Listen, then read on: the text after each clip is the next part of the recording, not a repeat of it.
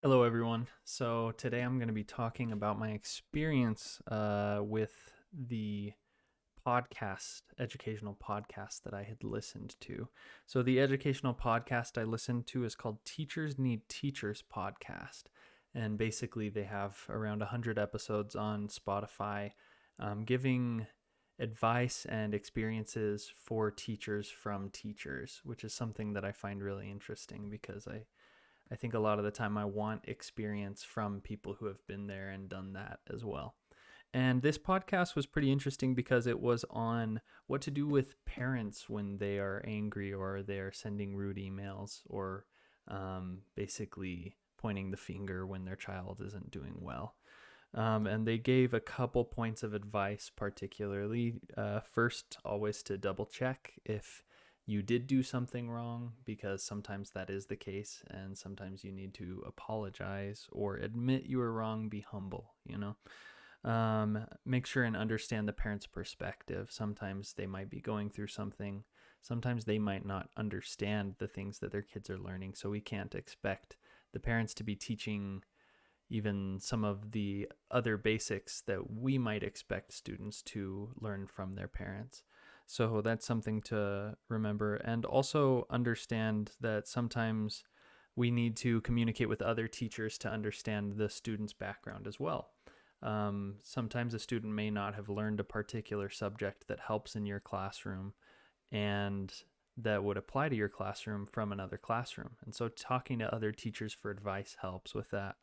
And also, it's important to be humble because sometimes they will escalate to administrators. And once it goes to the administrator, a lot of the time, there's nothing you can really do. And also, you end up losing, basically. You need to be humble because that can happen.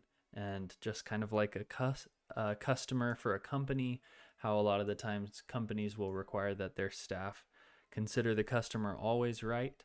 The same kind of goes for teaching. Sometimes you have to be considerate of the parent, whether or not they're being reasonable in their requests or in their finger pointing. Um, there were some other interesting things that I learned from the podcast, but I felt like that was the gist of it that really gave advice on understanding particular situations. This was something that I also experienced when I had gone to observe a Spanish class. The teacher gave me some examples of certain situations where parents were being very difficult with her students. And so that was something that I want to keep into consideration for the future in case I also hit that roadblock. Regarding Web 2.0, ways that it can be used in the class. So basically, everything that I saw on there was a great example of things we can use in the classroom. For instance, just to go back to the page, podcasts are great. One of my favorite videos that can also be podcasts that I quite enjoy and I enjoyed as a student as well was always the TED Talks because I felt like I learned quite a bit about particular subjects that was more than I expected to learn. And it was exciting and fun and something really cool to learn from somebody who specialized in that area. Podcasts as well. Blogs. I've come across quite a few educational blogs in the past that have taught me something that I didn't know about certain subjects. I think with Spanish blogs, that would be really good about Spanish education to learn the process of beginning, not knowing anything, and growing. Wikis, I mean, Wikipedia is a source of great information and also is a source for people to cheat, which isn't as great. But Wikipedia has so much information that is useful that you can link to during assignments so that students might have better access to information. And so all of those I think are wonderful for the classroom. Um, and then my experience with Prezi is great. I wish I had a subscription to it because I know it can be greater, but I don't want to spend that money.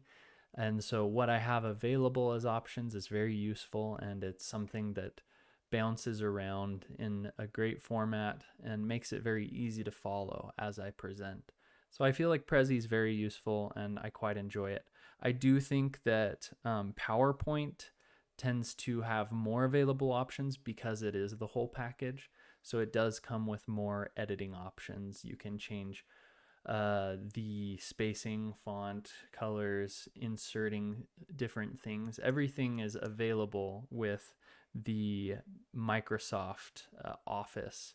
But with Prezi, you have to pay, and that's something that I don't know if the school or at least the university provides, but maybe the schools that I work with will provide it. So that's some interesting stuff uh, about Web 2.0 and the things that I've learned. Thank you.